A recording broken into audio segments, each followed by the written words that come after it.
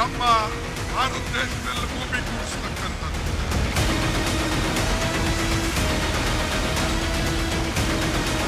एक कदम की दूरी और हम पाकिस्तान में होंगे। Welcome to Pakistan. Social media handle हो या फिर वो उनका टूर कहाँ कहाँ पे था या फिर किसी भी प्रकार का फाइनेंशियल ट्रांजैक्शंस वगैरह भी अगर है तो उसकी भी छोटी से छोटी चीज़ का ध्यान रखते हुए उसको इन्वेस्टिगेट किया जा रहा है।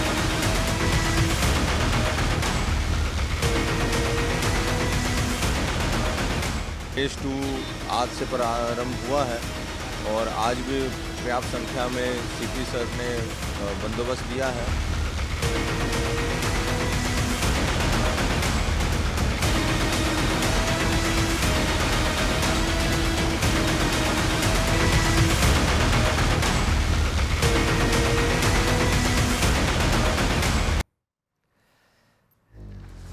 देखिए, आज भारत की राजनीति में सबसे ज्यादा विवाद और सबसे ज्यादा झगड़ा इस तस्वीर को लेकर छिड़ गया है। ये जो तस्वीर हम चला रहे हैं, बड़ा बवाल छिड़ गया इस तस्वीर को लेकर। अब ये तस्वीर बीजेपी ने जारी की। ये आधा चेहरा जो है राहुल गांधी जी का दिखा दिया। अब कांग्रेस वाले कह रहे हैं केस करेंगे, न जाने क्या क्या। मतलब अब कांग्रेस आग बबूला इस पोस्ट को लेकर। ये अमित मालविया ने पोस्ट कर दिया। ये बीजेपी ने जारी की। अमित मालविया ने पूरा दिन इस ट्वीट को लेकर, इस पोस्ट को लेकर बवाल। इस तस्वीर में आधा चेहरा जो है आप देख रहे हैं वो राहुल गांधी जी का है, कांग्रेस के पूर्व अध्यक्ष राहुल गांधी जी का, और आधा चेहरा लगा दिया पाकिस्तान का जो जिहादी जनरल है, आतंकी सेना का सरदार मुनीर, जिसने पहलगाम कराया। अब ये विवादित पोस्ट कर दिया अमित मालविया ने, जिसमें आधा चेहरा राहुल गांधी का, आधा चेहरा आप ऐसे भी करके देख सकते हैं। अगर आधे चेहरे पर आप हाथ रखें, टीवी के पास अगर आए आप, और आधे चेहरे पर आप हाथ रखें तो आपको नजर आएगा मुनीर। और अब अगर इस तरह आप मुनीर के चेहरे पर हाथ रखेंगे तो आपको नजर आएंगे राहुल गांधी जी। करिए एक बार, आप देखिए, मैं हूं अभी हम मॉन्टाज हिट करने से पहले आप देख सकते हैं। ये बीजेपी ने पोस्ट कर दिया। इसमें आधा चेहरे पर आप हाथ रखेंगे तो आपको मुनीर नजर आएगा, आधे चेहरे पर हाथ रखेंगे। ये बहुत ही विवादित पोस्ट किया। मुनीर आतंकी सेना का सरदार, जिहादी जनरल पाकिस्तान का। ये क्या पोस्ट अमित मालविया ने पोस्ट किया। कांग्रेस आग बबूला हो गई है। कांग्रेस कह रही है कार्रवाई करेंगे। बिल्कुल, अब बीजेपी कांग्रेस में पोस्टर वॉर जो है छिड़ चुका है। बीजेपी ने कांग्रेस के खिलाफ यह तस्वीर क्यों जारी की? कांग्रेस ने इस तस्वीर को बीजेपी का पाकिस्तान प्रेम, नीचे लिखा वन एजेंडा, मुनीर का भी एक एजेंडा, राहुल गांधी का भी एक एजेंडा। फिर एक और उस साइड लिखा था साहब कि कितने जेट गिराए और ऐसे करके वो पाकिस्तानी देख रहे हैं। तो यही सवाल यहां से राहुल गांधी ने भी पूछा। ये एक और पोस्ट किया। पोस्टर वॉर जो चल रहा है वो हम आपको बताएं, लेकिन आज हम जो सवाल उठाने जा रहे हैं साहब, कांग्रेस को हुआ क्या है? पहले राहुल, अब खड़गे जी ने कह दिया छुटपुट युद्ध हुआ, कुछ ऑपरेशन सिंदूर छुटपुट बता दिया, बवाल छिड़ गया। पहले बात इसकी।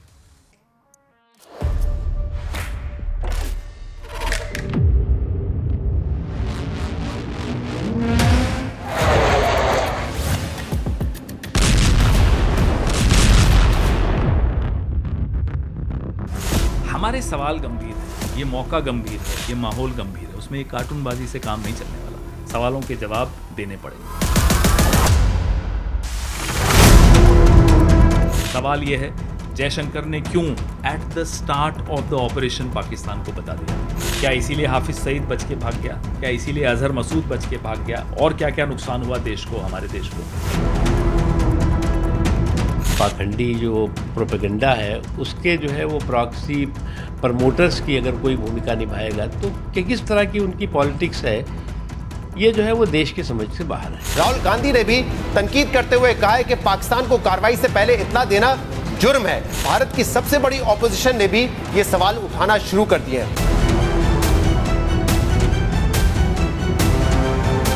राहुल गांधी का चीन प्रेम जाहिर है और वो लीडर ऑफ अपोजिशन है, उनको ऐसी हरकत नहीं करना चाहिए। बीजेपी से सवाल करना, बीजेपी सरकार से सवाल करना, मैं नहीं समझती ये कोई एंटी नेशनल बात है या कोई ये प्रो पाकिस्तानी बात है। मुझे लगता है एक बार उनको रक्षा प्रणाली का अध्ययन करना चाहिए और उसके बाद वो सवाल पूछें तो ज्यादा ठीक होगा। देखिए, आपको क्या लगता है 22 अप्रैल को पहलगाम नरसंहार के बाद भारत ने पाकिस्तान के कई न्यूज चैनल, याद है, पाकिस्तान के कई यूट्यूब चैनल्स के कंटेंट को बैन कर दिया था, याद है आपको? पाकिस्तान के यूट्यूब चैनल्स, ये सारे पाकिस्तानी कंटेंट को, प्रो पाकिस्तानी कंटेंट को बैन कर दिया। क्यों? क्योंकि बॉर्डर पर युद्ध के अलावा देश में एक तरह का सूचना युद्ध भी चलता है, जिसे आप इंफॉर्मेशन वॉरफेयर कहते हैं। मतलब Pakistani YouTube channels ban, Pakistan के यूट्यूब चैनल्स को भारत में बैन इसलिए ताकि भारतीय सेना के खिलाफ, हिंदुस्तान के खिलाफ प्रोपेगेंडा या पाकिस्तान का एजेंडा भारत में ना चले। ठीक, यही मकसद था ना। लेकिन आज हमें बहुत ही दुख के साथ कहना पड़ रहा है साहब कि पाकिस्तानी कंटेंट बंद करने के पीछे भारत का जो मकसद था, शायद वो पूरा नहीं हुआ। वो हुआ क्या, आप लोग बताएं।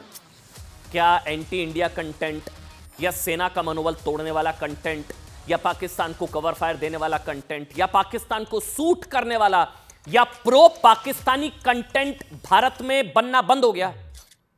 ये तो सरकार से सवाल है ना। आपने पाकिस्तानी यूट्यूब चैनल्स बैन कर दिए, लेकिन फिर भी प्रो पाकिस्तानी कंटेंट तो बन रहा है साहब भारत में। क्या हुआ? भारतीय सेना के विरुद्ध दुष्प्रचार वाला कंटेंट, पाकिस्तान को सूट करने वाला कंटेंट, युद्ध काल में हिंदुस्तान को चोट पहुंचाने वाला कंटेंट, भारतीय सेना का मनोबल तोड़ने वाला कंटेंट, भारत के खिलाफ दुष्प्रचार एजेंडा, प्रोपेगेंडा को आगे बढ़ाने वाला कंटेंट जैसे कोई भारत में ही कहे कि ऑपरेशन सिंदूर छोटा मोटा था, छोटा मोटा, छुटपुट सिंदूर का सौदा हो गया, सिंदूर का सौदा। ये कंटेंट इंडिया में ही बन रहा है। वहां के यूट्यूब चैनल को बैन कर दिया, लेकिन कंटेंट सप्लाई हो रही है सिंदूर का सौदा, छोटा मोटा, छुटपुट ऑपरेशन, छुटपुट युद्ध। पाकिस्तान को ऑपरेशन सिंदूर का पहले से बताया गया था। सिंदूर कामयाब नहीं रहा, जो पूरी तरह से पाकिस्तान को सूट करने वाला कंटेंट है, बन रहा है ना साहब। इसलिए पाकिस्तानी पत्रकार भी कह रहे हैं कि ऐसा तो पाकिस्तान का विपक्ष भी नहीं कर रहा है। पाकिस्तानी पत्रकार कह रहे हैं साहब कि ऐसा तो पाकिस्तान का विपक्ष नहीं कर रहा है। मतलब ऑपरेशन सिंदूर, छिटपुट, छोटा मोटा युद्ध कहने वाले या पाकिस्तान को सूट करने वाला कंटेंट देने में सबसे ताजा, सबसे बड़ा, सबसे मुख्य बयान किसका होगा सोचिए। राहुल गांधी की बात नहीं कर रहा मैं, तो कल का था, आज का ताजा बताता हूं आपको। मल्लिकार्जुन खड़गे, कांग्रेस पार्टी के राष्ट्रीय अध्यक्ष, छोटा मोटा युद्ध, छोटा छुटपुट, उनके शब्द सुनाऊंगा, छुटपुट छोटा मोटा युद्ध। मतलब जिस ऑपरेशन में हमने भारतीय सेना ने, हमारी सेना ने पाकिस्तानी सेना का न्यूक्लियर घमंड की गर्दन मरोड़ दी, अपने बूट से कुचल दिया, 24 घंटे में पूरे पाकिस्तान को घुटनों पर ला दिया। खड़गे जी, छुटपुट युद्ध, छोटा मोटा, मामूली युद्ध। अब यही पाकिस्तान कहेगा, देखो छुटपुट, तुम कह रहे थे ऑपरेशन सिंदूर ये हो गया, वो हो गया, यहां मार दिया, वहां मार दिया। तुम्हारे देश की सबसे पुरानी पार्टी के राष्ट्रीय अध्यक्ष छुटपुट युद्ध कह रहे हैं। Content, Pakistani YouTube channel ban कर दिए, कंटेंट यानी अब, अच्छा हाँ, पाकिस्तान के मंत्री अगर कहेंगे ना कि ऑपरेशन जो सिंदूर या जो युद्ध था वो छुटपुट था, फिर उनसे पत्रकार पलट कर पूछेगा सोर्स बताओ, सोर्स, तो वो इस बार सोशल मीडिया नहीं कहेंगे कि उन्हें सोशल मीडिया से पता चला। सोर्स कांग्रेस को बताएंगे। वो रक्षा मंत्री था ना ख्वाजा, वहां का फिदाइन रक्षा मंत्री, उससे पूछा रफाल गिरा दिए, रफाल गिरा दिए। वहां के पत्रकार ने पूछा सोर्स बताओ, वो कहता है सोशल मीडिया पर देखा मैंने। अब कहेगा कांग्रेस ने बताया, खड़गे जी को सुना है मैंने, राहुल जी को सुना है, खड़गे जी को छुटपुट उन्होंने बताया। अच्छा, खड़गे जी से पहले कांग्रेस ये कहकर पाकिस्तान को कंटेंट उपलब्ध, पाकिस्तान को सूट करने वाला कि सिंदूर का सौदा हो गया, बड़े वायरल हैं पवन खेड़ा जी वहां पर पाकिस्तान में, सिंदूर का सौदा, एयर स्ट्राइक से पहले जानकारी पाकिस्तान को दे दी गई। ये फिल्मों में होता है साहब। मतलब वो कह रहे हैं गलती नहीं, अपराध था, भारत सरकार ने जो किया उसे कूटनीति नहीं, मुखबिरी। सोचिए एस जयशंकर अपने विदेश मंत्री को युद्ध काल में मुखबिर बता दिया, गद्दारी हुई ये बता दिया, गद्दारी हुई। सरकार बताए कि इस वजह से हमने कितने विमान गंवाए, हमने कितने मारे। पूछिए ना साहब, ये पूछिए ना हमने कितने मार गिराए। कोई पाकिस्तानी पूछे समझ में आता है, हमने कितने मार गिराए ये पूछिए ना आप साहब। ऑपरेशन सिंदूर पर कांग्रेस के बयानों की ऐसी स्थिति देखकर पाकिस्तान के पत्रकार, मैं फिर से रिपीट कर रहा हूं साहब, कह रहे हैं कि जैसे कांग्रेस के नेता भारत में कर रहे हैं वैसा तो पाकिस्तान का ऑपोजिशन भी नहीं कर रहा है। ये मैं नहीं कह रहा हूं, ये हामिद मीर, वहां के वरिष्ठ पत्रकार इनको कहा जाता है, ये क्या कह रहे हैं सुना है आपको? कह रहे हैं पाकिस्तान का ऑपोजिशन भी ऐसा नहीं कर रहा है। सुनाइए एक बार। सिंदूर का सौदा होता रहा और मोदी साहब और विदेश मंत्री साहब जो हैं वो खामोश रहे। इतना बड़ा इल्जाम लगा दिया उन्होंने। एक तो उन्होंने एतराफ कर लिया है कि ये जो जंग है इसमें ऑपरेशन सिंदूर नाकाम हो गया, फेल हो गया, और दूसरा इल्जाम उन्होंने लगा दिया है कि सिंदूर का सौदा हो गया है। तो क्या इस तरह का इल्जाम पाकिस्तान की ऑपोजिशन ने लगाया है अपनी हुकूमत पे? दीजिए जवाब, छोड़ दीजिए ना, मैं क्या आपको बोलूं साहब, आप लोग जवाब दीजिए। पाकिस्तान के सवाल का जवाब हम हिंदुस्तानियों के पास है आपके पास? वो पत्रकार वहां का बैठा हमको गरिया रहा है, वो कह रहा है कि इस तरह का आरोप क्या पाकिस्तान की ऑपोजिशन ने पाकिस्तान पर लगा दिया है? ऑपरेशन सिंदूर फेल हो गया, सिंदूर का सौदा हो गया, हार गए, ये हो गया, वो हो गया। खड़गे जी कह रहे हैं छुटपुट। वो वहां का पत्रकार हमको गरिया रहा है, हमारे पास है जवाब। वो पूछ रहा है हमसे, वो कह रहा है कि पाकिस्तान के ऑपोजिशन ने क्या इस तरह की बात, वो इनडायरेक्टली कह रहा है कि पाकिस्तान के विपक्ष से सीखो। अब ये दिन आ गए हैं साहब कि पाकिस्तान की ऑपोजिशन से सीखना पड़ेगा। वो कह रहा है कि पाकिस्तान के विपक्ष ने भी इस तरह की बात नहीं करी। मतलब इससे ज्यादा शर्मनाक कुछ नहीं हो सकता है साहब। हम 140 करोड़ भारतीय एकजुट हैं, लेकिन कभी कभी इस तरह के बयान पाकिस्तान जैसे जिहादी देश को मौका देते हैं। और सेना ने जो कमाया, क्या उसको विपक्ष ने गंवाया? बहुत ही जिम्मेदारी के साथ यह सवाल पूछ रहा हूं। सेना ने जो कमाया, क्या विपक्ष ने उसे गंवाया? देखिए वहां का एक पत्रकार हमसे पूछ रहा है पाकिस्तान का ऑपोजिशन ने भी क्या इस तरह के आरोप लगाए जो वहां का ऑपोजिशन कह रहा है सिंदूर का सौदा। सिंदूर का सौदा, सिंदूर का सौदा। पवन खेड़ा जी, अगर आप ये सुन रहे हैं, आपको पता आपने कितना खतरनाक कंटेंट पाकिस्तान को सप्लाई किया। सिंदूर का सौदा। आपको मोदी को कोसना है, कोसिए सरकार, हम आपके साथ हैं, हम सवाल पूछ रहे हैं, हम भी पूछ रहे हैं, लेकिन सिंदूर का सौदा। इससे पहले खून की दलाली बता दिया था, सर्जिकल स्ट्राइक को खुद राहुल गांधी ने, पुलवामा से किससे फायदा कह दिया था राहुल गांधी ने। मतलब कांग्रेस को क्या हुआ है, क्या हुआ क्या है? ऑपरेशन सिंदूर पर देश हित का साथ देने वाले शशि थरूर को लक्ष्मण रेखा का ज्ञान देने वाली कांग्रेस के शीर्ष नेता पाकिस्तान को सूट करने वाला बयान देकर, मेरे को कहने में हिचकिचाहट नहीं है, देश हित की लक्ष्मण रेखा पार कर रहे हैं। मैं आज मैं खुलकर कह रहा हूं, देश हित की लक्ष्मण रेखा को, हां मुझे भी लगता है पार कर रहे हैं जब छुटपुट और ये सारी चीजें आप कहेंगे तो। ऐसा इसलिए क्योंकि 18 मई को राहुल गांधी जी ने पूछा था कि पाकिस्तान ने भारत के कितने विमान गिराए, कितने जेट गिराए। फिर कांग्रेस बोली, ये देखिए ना 3 बयान मैं लेकर आया, तीनों सुनाऊंगा आपको। कांग्रेस बोली कि ऑपरेशन सिंदूर का सौदा, सिंदूर का सौदा, सिंदूर से सौदा देखते रहे, सिंदूर का सौदा कर दिया हम लोगों ने। क्या कह रहे हैं साहब, क्या हो गया आप लोगों को? ये सब देश की जनता देख रही है ना। अब कांग्रेस के अध्यक्ष, राष्ट्रीय अध्यक्ष, सबसे बड़े नेता हैं, सरनेम के हिसाब से नहीं, वैसे कह रहा हूं, पार्टी के तो सबसे बड़े नेता है ना, वो कह रहे हैं कि ऑपरेशन सिंदूर छुटपुट युद्ध छुटपुट। सुना सकते हैं हम बयान, सुनाएंगे आपको। इसलिए कांग्रेस से सवाल है कि पहलगाम में 27 लोगों के नरसंहार का बदला लेने के लिए ये जो युद्ध जो हुआ वो छुटपुट था, छुटपुट। तो कांग्रेस ने 2008 में ऐसी कोई छुटपुट लड़ाई कर लेते साहब, ये छुटपुट थी तो यही छुटपुट ही कर लेते। मतलब अगर 12 हवाई अड्डे उड़ा देना, छुटपुट। 150 से 200 आतंकियों को मार देना, छुटपुट। 9 आतंकी अड्डों को तबाह कर देना, छुटपुट। पूरे पाकिस्तान में ब्रह्मोस वाली तबाही, छुटपुट। चले छुटपुट, ये छुटपुट है, हम हिंदुस्तानी खुश हैं साहब इस छुटपुट से, क्योंकि ये छुटपुट वाला बदला देखने के लिए आंखें तरस गई थी। हम मानते हैं इंदिरा गांधी ने पाकिस्तान के 2 टुकड़े किए, बिल्कुल किए। 26/11 के बाद ये छुटपुट ही कर देते ना आप, 26/11 के बाद ये छुटपुट ही कार्रवाई कर देते। जबकि पाकिस्तानी आतंकवादियों ने मुंबई में घुसकर 166 लोगों की हत्या की थी। आज छुटपुट लग रहा है ना आपको?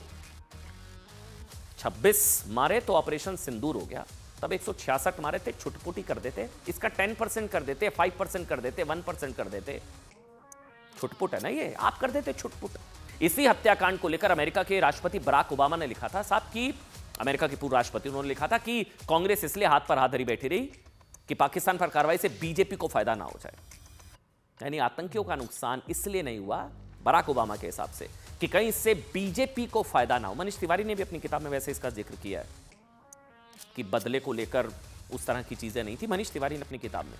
इसलिए सवाल यह कि कांग्रेस में पुलवामा से लेकर पहलगाम तक कुछ नहीं बदला साहब। ये ना हम साथ हैं, एकजुट आवाज है, कुछ नहीं, एडवाइजरी आ रही है, कुछ नहीं बदला साहब। तब भी सेना से सबूत मांगने वाले, सर्जिकल स्ट्राइक को फर्जिकल स्ट्राइक बताने वाले, कांग्रेस की लाइन तब भी आज भी वही है। क्या ऑपरेशन सिंदूर पर एकजुटता की बातें करना, एडवाइजरी जारी करना, बयान देना कि हम सब एक साथ हैं, ये सब क्या दिखावा था क्या इसी वजह से आज कांग्रेस की एक एक लाइन पाकिस्तान में बन चुकी है हेडलाइन? कांग्रेस की लाइन पाकिस्तान में हेडलाइन कैसे, क्यों मैं कह रहा हूं, सुनिए। तो नम्मा ಈಗೇನು ನಾವು ಹೆಚ್ಚು ಕಡಿಮೆ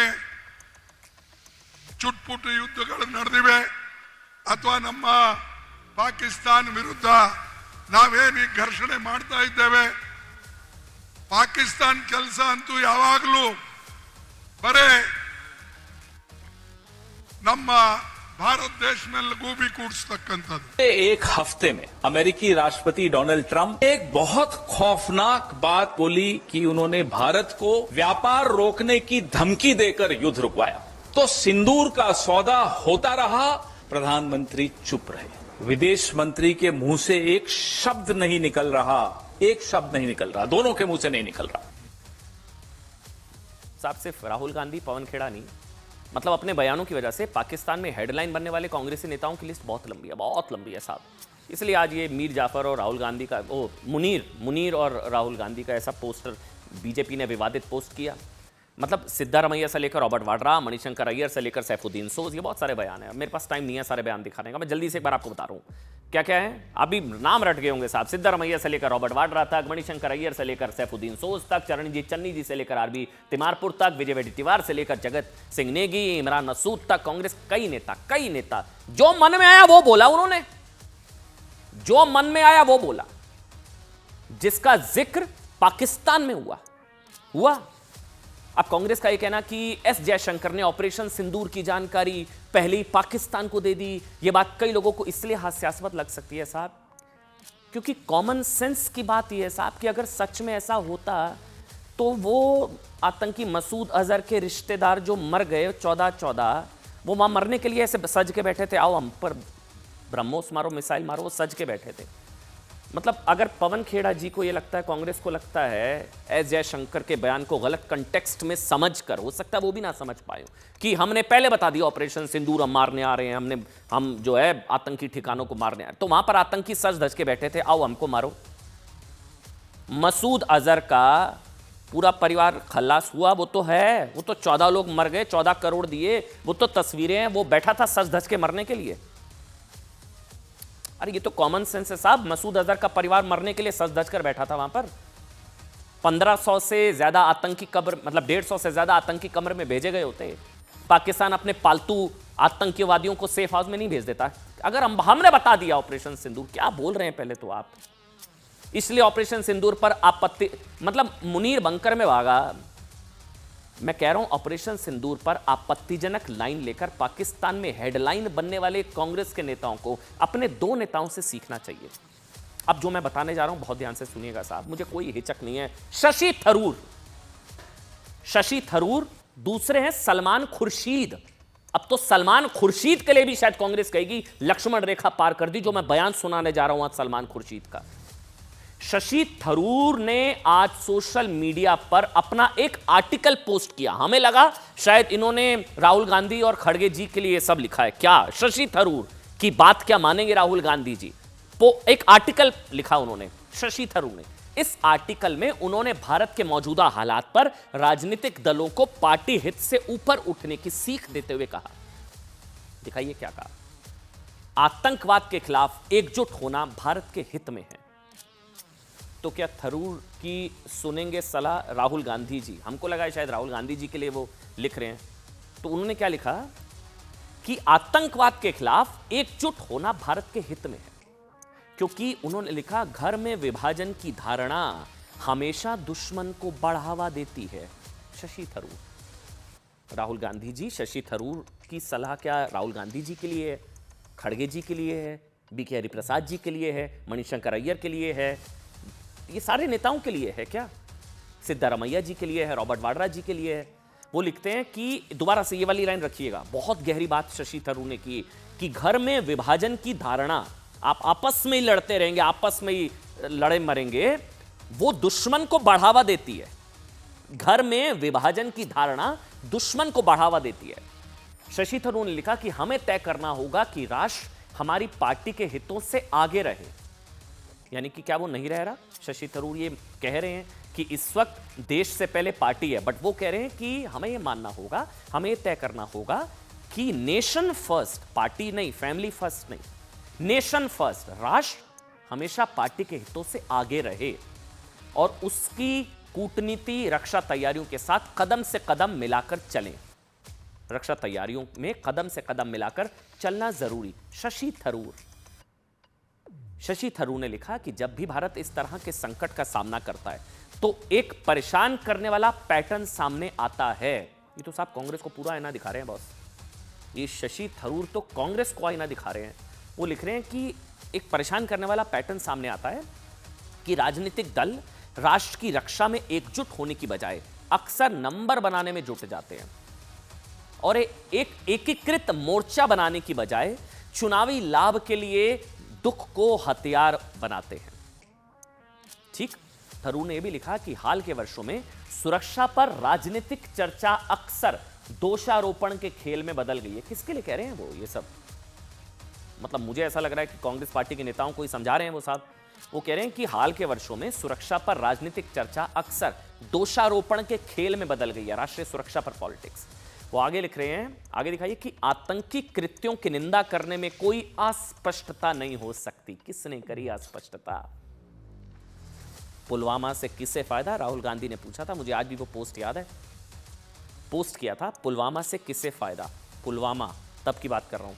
अभी शशि थरूर कह रहे हैं कि आतंकी कृत्यों की निंदा करने में कोई इफ बट किंतु परंतु नहीं, अस्पष्टता नहीं हो सकती।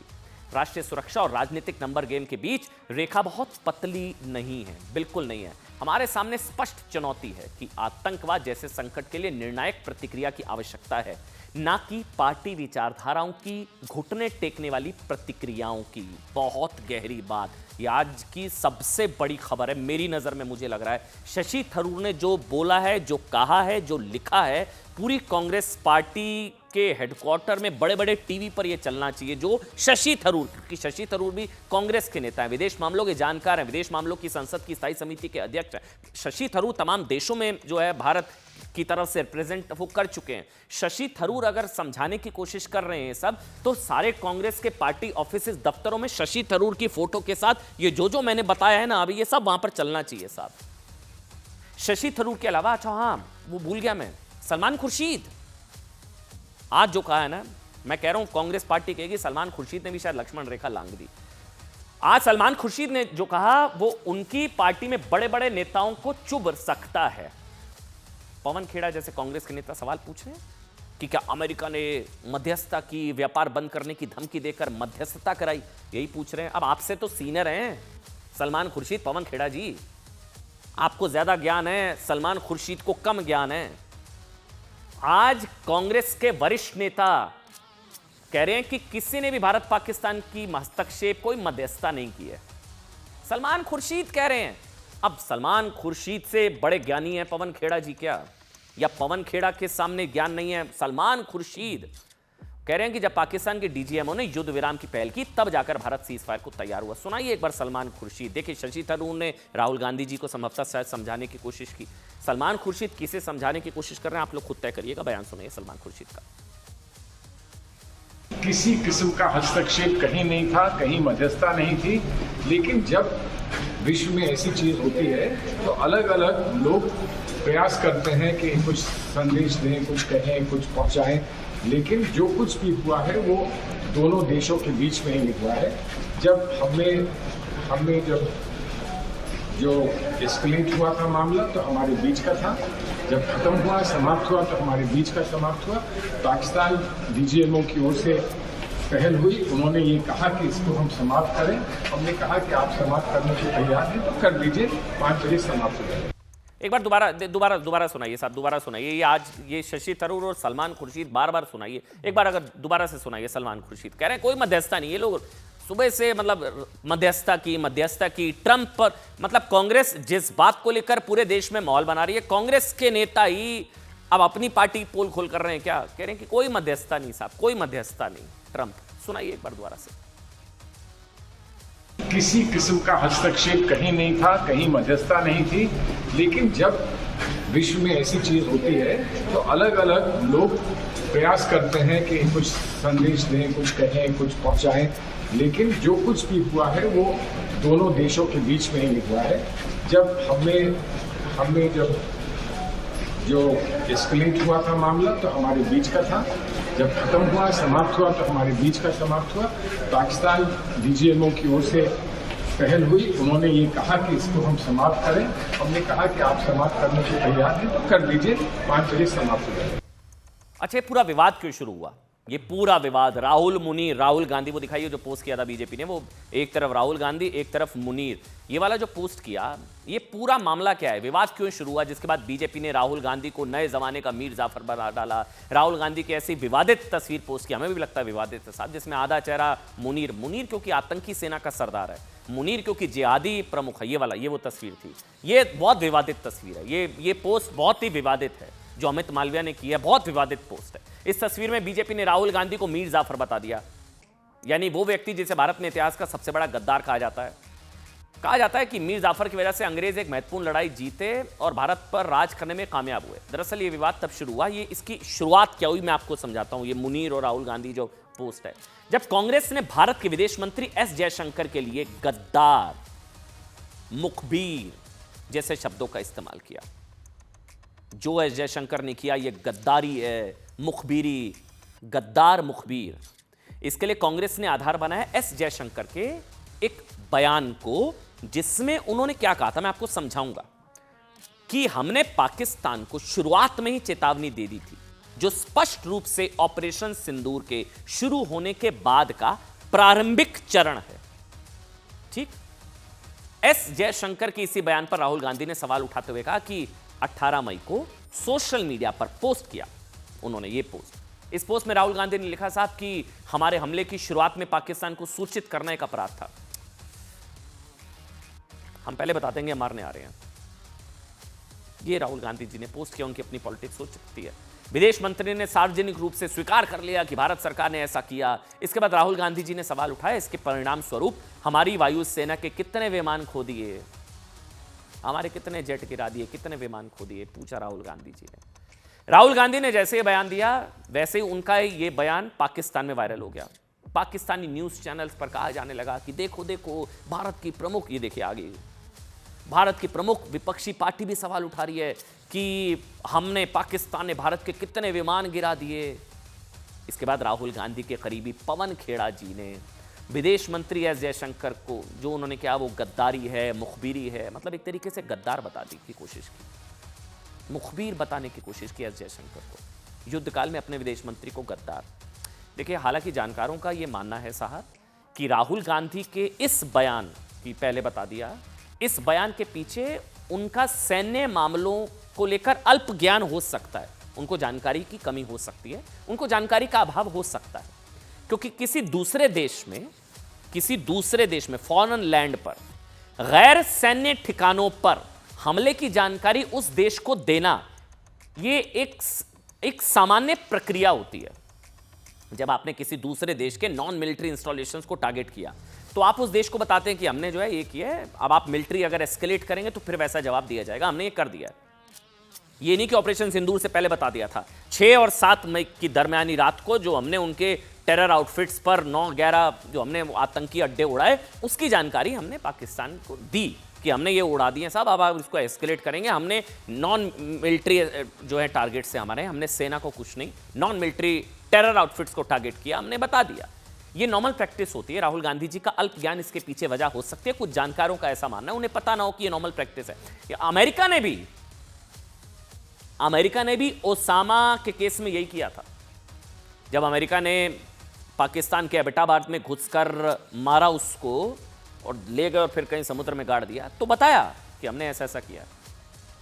यही ऑपरेशन बालाकोट में भारत ने किया, यही बात एस जयशंकर ने भी कही। उससे पहले, उनसे पहले रक्षा मंत्रालय ने भी ऑपरेशन सिंदूर के फर्स्ट डे फर्स्ट शो वाले एक्शन के ठीक 14 मिनट बाद रिलीज जारी करके बता दिया था कि साहब हमने कर दिया कांड, हमने वहां के सारे आतंकी अड्डे 9/11 उड़ा दिए, इतने आतंकी मार दिया। बताया कि हमले में कोई भी सैन्य ठिकाना नागरिकों को नुकसान नहीं पहुंचाया गया। We don't want to escalate, याद है वो सारी बातें आपको? बताया हमने मारे आतंकी, तुम्हारे वहां थे आतंकी अड्डे, हमारे उन्होंने पहलगाम किया, हमने घुसकर मार दिया। आतंकी मारे तो सेना क्यों जवाब देगी? सेना को मारेंगे तो सेना जवाब देगी ना, हमने तो आतंकी मारे। भारत ने बता दिया हमने सैन्य ठिकानों को नुकसान नहीं पहुंचाया। यही नहीं, ऑपरेशन सिंदूर में आतंकी ठिकानों को तबाह करने के बाद हुई सेना की पहली प्रेस कॉन्फ्रेंस के दौरान डीजीएमओ लेफ्टिनेंट जनरल राजीव जी ने भी इस सामान्य प्रक्रिया का जिक्र किया था, जिसकी बात विदेश मंत्री एस जयशंकर ने की कि बताया जाता है, मैं बार बार कह रहा हूं, कुछ जानकारों का कहना है कि राहुल गांधी जी का सैन्य मामलों में, विदेश मामलों में अल्प ज्ञान इसके पीछे की वजह हो सकता है, लेकिन उनकी जानकारी बढ़ाने वाला यह बयान सुनाइए।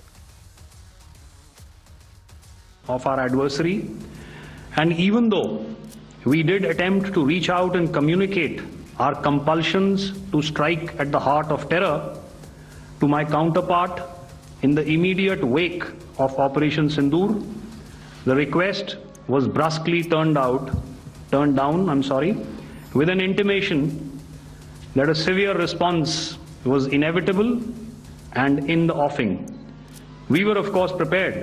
At the start of the operation, we had sent a message to Pakistan saying we are striking at terrorist infrastructure, we are not striking at the military, so the military has an option of standing out and not interfering in this process. They chose not to take that good advice. और अब बात gangs of गद्दार की। Gangs of गद्दार दिखाइए साहब। Welcome to Munna. फिलहाल मैं हूँ आज लाहौर में। Welcome to Doodh Pathri valley of Kashmir. Welcome to Sinthan top. वाह। Welcome to the top of the world, mighty Khardungla pass. उन टेररिस्ट को कोई भी सपोर्ट कर रहा है तो उनको सपोर्ट कर रहे हैं, तो वी आर नॉट इंडिया।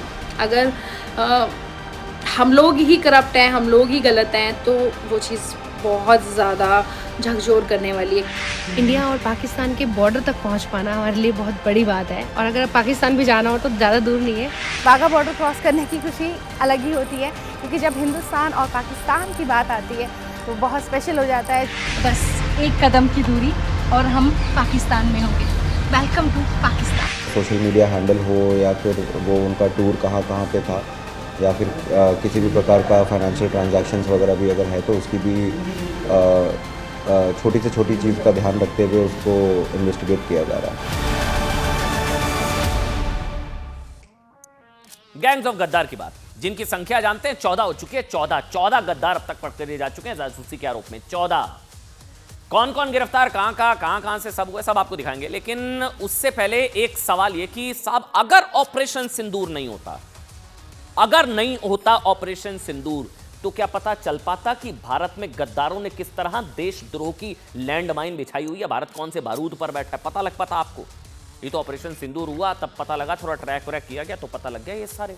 क्या ये कभी पता चल पाता साहब कि देश के अंदर ही देश के खिलाफ पाकिस्तानी जासूसों का भर्ती सेंटर खुला हुआ है, देश को खोखला करने के लिए कितने लोग पाकिस्तान के पेरोल पर हैं? क्या ये कभी पता लग पाता कि आतंक के ओवरग्राउंड वर्कर सिर्फ जम्मू कश्मीर नहीं, पंजाब, हरियाणा, यूपी, दिल्ली नहीं, देश के कई शहरों में जड़े जमाए बैठे हैं, पंजाब हरियाणा से नहीं मिल रहे हैं। मतलब क्या कभी भारत ये जान पाता साहब कि देश में हजारों पाकिस्तानी बहुएं ऐसी हैं जिन्होंने शादी के बाद भी पाकिस्तान की नागरिकता नहीं छोड़ी? क्या भारत जान पाता कि देश में ऐसे ढेरों पाकिस्तानी हैं जो भारत में सरकारी नौकरियां तक कर रहे हैं? मतलब भारत कैसे एक तरह के ना बारूद पर है, शायद इसका कभी पता नहीं चल पाता। और देखिए, भारत में रहते हुए पाकिस्तानी खुफिया तंत्र के खतरनाक हथियार बने हुए हैं। इसलिए पूरे देश को ऑपरेशन सिंदूर का ना धन्यवाद देना चाहिए हाथ जोड़कर, जिसकी वजह से भारत में ज्योति की तरह 14 लोग पकड़े गए जिन पर पाकिस्तान के लिए जासूसी करने का आरोप है। पंजाब, हरियाणा में जो हमारे पास इंफॉर्मेशन अभी आधे घंटे पहले तक थी, 29 अप्रैल से लेकर अब तक 14 जासूसों को पुलिस पकड़ चुकी है। 14 हरियाणा में 6, पंजाब में 8। ठीक, ये वो हैं जो पकड़ में आ चुके हैं। कितने होंगे जो अभी भी पकड़ से बाहर होंगे?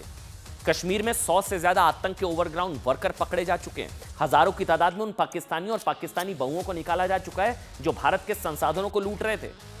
ऑपरेशन सिंदूर एक ना अंदर भी एक ऑपरेशन सिंदूर इस तरह का ना गद्दारों के खिलाफ भी कुछ इस तरह का कुछ होना चाहिए साहब। ऑपरेशन सिंदूर के वक्त ही भारत में घुसपैठ का दीमक बन चुके रोहिंग्या बांग्लादेशियों को ढूंढ ढूंढ कर निकाला जा रहा है। Thank you operation Sindoor. Rohingya घुसपैठिए सबको बोला जा रहा है चलो बाहर निकलो। ये घुसपैठिए राष्ट्रीय सुरक्षा के लिए बहुत बड़ा खतरा होते हैं। इन घुसपैठियों को लेकर सुप्रीम कोर्ट ने संभवतः अब तक की सबसे कड़ी टिप्पणी में कहा कि भारत कोई धर्मशाला नहीं। ये मैं नहीं कह रहा हूं, सुप्रीम कोर्ट ने कहा भारत कोई धर्मशाला नहीं है। वो किसी और केस को लेकर सुनवाई कर रहे थे, लेकिन सुप्रीम कोर्ट ने कहा भारत कोई धर्मशाला नहीं है जहां कोई भी आए और बस जाए। मगर ये तो सच है साथ, भारत अभी तक तो पाकिस्तानी, बांग्लादेशी, रोहिंग्या घुसपैठियों, पाकिस्तानी जासूसों, गद्दारों, स्लीपर सेल्स, देशद्रोहियों के लिए धर्मशाला तो बना ही हुआ है। इसलिए ऑपरेशन सिंदूर ना शुरू होता तो साहब कभी नहीं पता लग पाता। बड़े बड़े खुलासे हो रहे हैं ज्योति मल्होत्रा को लेकर, जो जासूस पकड़े गए हैं 14, वो नजर रखिए उन पर। मैं कह रहा हूं ये कभी नहीं पता लग पाता कि भारत में ज्योति जैसे जासूस पाकिस्तान के पेरोल पर हैं, सोशल मीडिया के नाम पर पाकिस्तान को भारत विरोधी कंटेंट मुहैया करा रहे हैं। ये देखिए पाक ऑफिसर्स के कई चैट भी डिलीट किए, कोई आईएसआई एजेंट के साथ कोई चैट्स मिल गए हैं इनके ज्योति के, ऐसा दावा है। मरियम के साथ वो नजर आ रही हैं। भारत ने पाकिस्तान के खिलाफ ऑपरेशन सिंदूर 6 मई को शुरू किया था। 8 मई से भारत ने देश में छिपे पाकिस्तानी जासूसों को पकड़ने के लिए ऑपरेशन गद्दार शुरू हो गया था। और इसमें सबसे चौंकाने वाला नाम मैं बार बार जिक्र कर रहा हूं, ज्योति मल्होत्रा। भारत में लोग इसका नाम तब जान रहे हैं जब इन्हें पाकिस्तान की जासूसी के आरोप में गिरफ्तार किया गया। लेकिन ज्योति पाकिस्तान में इतनी फेमस है कि उसे पाकिस्तान में वीवीआईपी ट्रीटमेंट मिलता था। पाकिस्तानी एजेंसियों के बड़े बड़े अफसर ज्योति से संपर्क में थे। खुद नवाज, ये देखिए आप, नवाज शरीफ की बेटी मरियम नवाज, कोई आसान होता है कोई डायरेक्ट जाकर मरियम नवाज से वो कोई मिल ले, वो इंटरव्यू दे चुकी हैं साहब। ज्योति के अलावा हरियाणा के नूह में अरमान, तारीफ, सिर्फ ज्योति नहीं है, कुछ लोग क्या कर रहे हैं वैसे इंपॉर्टेंट है बताना, ज्योति के नाम पर कुछ और एजेंडा भी कुछ लोग चला रहे हैं। आतंकियों का धर्म जिनको अब तक नहीं पता लगा था, वो जासूसी का धर्म बता रहे हैं ज्योति के नाम पर। लेकिन हम तो भाई सारे नाम बताएंगे ना, सिर्फ ज्योति क्यों। हरियाणा के नूह से अरमान भी पकड़ा गया है, तारीफ पकड़ा गया है। हरियाणा के कैथल से देवेंद्र सिंह ढिल्लों, पंजाब की रहने वाली गजाला भी है, यासीन मोहम्मद, सुखप्रीत सिंह, करणबीर सिंह, यूपी के मुरादाबाद का रहने वाला शहजाद भी है इसमें, गजाला, शहजाद, नोमान इलाही भी जासूसी के आरोप में पकड़े जा चुके हैं। कुछ लोग, मैं बार बार कह रहा हूं ज्योति के नाम पर, हाँ अच्छा और भी नाम है, ये शहजाद भी है। क्या है कि आरोप है साहब कि इन सभी को पाकिस्तान ने इस बात के लिए ट्रेन किया था कि उन्हें कैसे भारत की सुरक्षा से जुड़ी महत्वपूर्ण जानकारियां चुरानी है, पाकिस्तान को भेजनी है। सबसे चौंकाने वाली जानकारी तो यह है कि ज्योति पाकिस्तानी अधिकारी के साथ भी दिख चुकी है। उस जो ये देखिए, ये केक लेकर जा रहा था पहलगाम के बाद, इसको पकड़ लिया वहां मीडिया ने, ये तुम केक को लेकर जा रहे हो, वहां 26 लोग मर गए, तुम केक लेकर जा रहे हो। इसके साथ भी ज्योति 22 अप्रैल को पहलगाम नरसंहार के बाद दिल्ली में पाकिस्तानी उच्चायोग में केक ले जाते हुए दिखा था। ज्योति ने यह बात देश से छिपाई कि वो पाकिस्तानी उच्चायोग में केक ले जाने वाले अफसर को भी जानती है, उससे पाकिस्तान में मिल चुकी है। देखिए ज्योति मल्होत्रा ने, देखिए वो सारी तस्वीरें दानिश है, ज्योति मल्होत्रा ने खुद अपने YouTube चैनल पर बताया कि उसका परिवार पाकिस्तान से भागकर भारत आया था। अब सवाल यह है साहब कि पाकिस्तानियों ने उसे कौन सी खुट्टी पिलाई कि वो खुद के परिवार पर हुए अत्याचार भूल गई और जिस देश ने उसके परिवार को शरण दी। अगर आरोप सारे सही हैं तो उसी भारत के खिलाफ पाकिस्तान के लिए जासूसी करने लग गई। ये सारे सवाल उठ रहे हैं साहब, ये 4 अलग अलग तस्वीरें हैं। अच्छा, आज एक की जो मुझे लगता है कि जो खबर है वो क्या है कि बीजेपी सांसद निशिकांत दुबे ने जो पोस्ट किया, ये देखिए आप, बीजेपी सांसद निशिकांत दुबे ने सोशल मीडिया पर पोस्ट किया। पोस्ट में निशिकांत दुबे ने लिखा कि पाकिस्तान के लिए जासूसी करने के लिए पकड़ी गई ज्योति, यूट्यूबर ज्योति, मल्होत्रा के कारनामों को देखते हुए उन सभी यूट्यूबर, मीडिया इन्फ्लुएंसर, बेरोजगार पत्रकारों की जांच होनी चाहिए। निशिकांत दुबे बेरोजगार पत्रकार, यूट्यूबर, ये इन्फ्लुएंसर जो बने हुए हैं, कि कहीं वो भी तो विदेशी ताकतों के साथ मिलकर एजेंडा तो नहीं चला रहे। इन सबकी जांच होनी चाहिए। निशिकांत दुबे, क्योंकि पिछले 3 सालों में सिर्फ यूट्यूब से 21,000 करोड़ भारतीयों को मिले हैं। निशिकांत दुबे ने पोस्ट किया 21,000 करोड़ 3 सालों में। अब पता नहीं साहब क्या निशिकांत के आरोपों में दम है, और शायद है भी, क्योंकि पिछले कुछ वक्त पहले भारत में एक पोर्टल पर चीन के क्लिक पर काम करने के आरोप लगे थे। याद है, बोले तो नहीं आप, चीन के क्लिक पर काम करने के आरोप। भारत के लोकतंत्र में विदेशी दखल का खुलासा पहले ही हो चुका है। मोदी को हराने के लिए अमेरिकी कारोबारी जॉर्ज सोरोस की भारी फंडिंग की बात सामने आ चुकी है, और अब पाकिस्तानी एजेंट्स पकड़े जा रहे हैं, यूट्यूबर निकल रहे हैं। आपने भी ये साहब महसूस किया होगा साहब कि ऐसे युद्ध काल में ना, चाहे वो गलवान हो या अब पहलगाम, हर बार चीनी और पाकिस्तानी प्रोपेगेंडा को इस वर्ग ने आगे बढ़ा चढ़ाकर दिखाया। सेना का मनोबल तोड़ने की कोशिश की, चीन ने घुस कर मारा, आतंकियों के पास धर्म पूछने का टाइम है क्या, मोदी इस हमले का इस्तेमाल बिहार चुनाव में करेंगे, मोदी को पता था, और भी बहुत कुछ, जिसे पाकिस्तान से लेकर चीन तक ने अपने फायदे के लिए इस्तेमाल किया। इसे इंफॉर्मेशन वॉरफेयर कहते हैं। इसलिए निशिकांत दुबे अभी ये मांग कर रहे हैं कि ये जितने बेरोजगार पत्रकार, यूट्यूबर इस तरह के हैं, सबकी जांच होनी चाहिए। ये निशिकांत दुबे, क्या इनमें पीएलए के पेरोल पर काम करने वाले या मुनीर में से मन माफिक काम कराने वाले लोग क्या इसमें शामिल हैं, जो पूछ रहे हैं निशिकांत दुबे? क्या निशिकांत की मांग को क्या वाकई गंभीरता से लेना चाहिए?